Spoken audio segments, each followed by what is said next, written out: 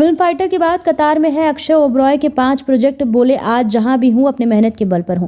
America में पले बड़े अभिनेता अक्षय ओबरॉय फिल्म अपने करीब 1.5 दशक के पेशेवर जीवन के व्यस्ततम दौर में है।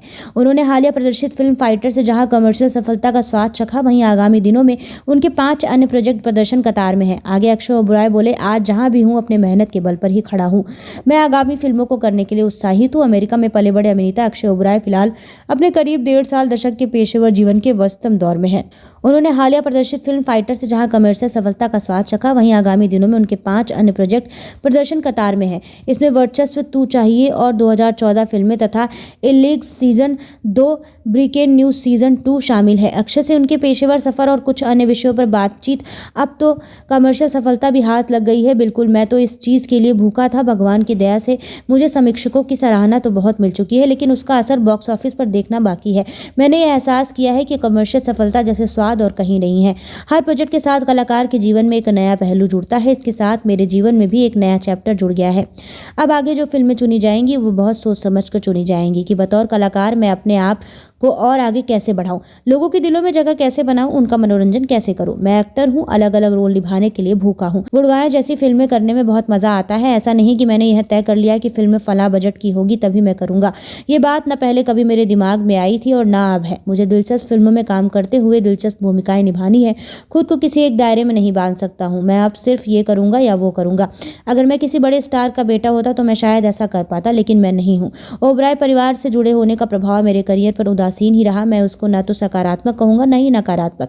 उनकी वजह से मुझे प्रेरणा मिली कि मैं एक्टर बन सकता हूं। मैंने उन्हें और उनके काम को देखा।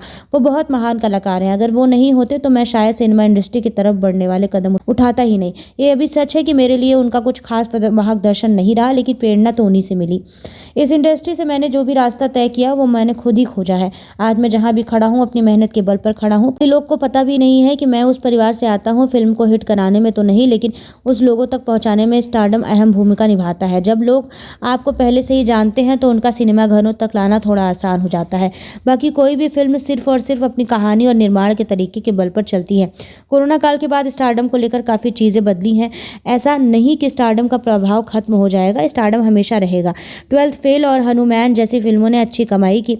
अब लोग स्टार्स के साथ नवोदित कर कम लोकप्रिय कलाकारों की फिल्मों भी चल रही है। अगर वो अच्छी तरह से बनी है। एक बात मैं स्पष्ट कर दूं कि अब सलमान खान, शाहरुख खान, आमिर खान और ऋतिक रोशन जैसे स्टारडम किसी को नहीं मिलेगा। वो दिन गए, वो जमाना गया। आज के दौर में इतना कंटेंट बन रहा है कि उस तरह का स्टारडम प्राप्त करना किसी भी नए कलाकार के लिए मुश्किल है। उस स्तर के बारे में सोचना भी बेकार है। हमारे हाथ में दोस्त तो सिर्फ यही है कि बतौर कलाकार जितना अच्छा बन सको बनो, जितना ज्यादा प्रशंसा बटोर सको बटोरो। मेरे ध्यान हमेशा इसी पर रहा है और किसी पर नहीं। स्टारडम का क्या बताऊं, मैं उसका पीछा कैसे कर सकता हूं। उसका पीछा करना बेकार है।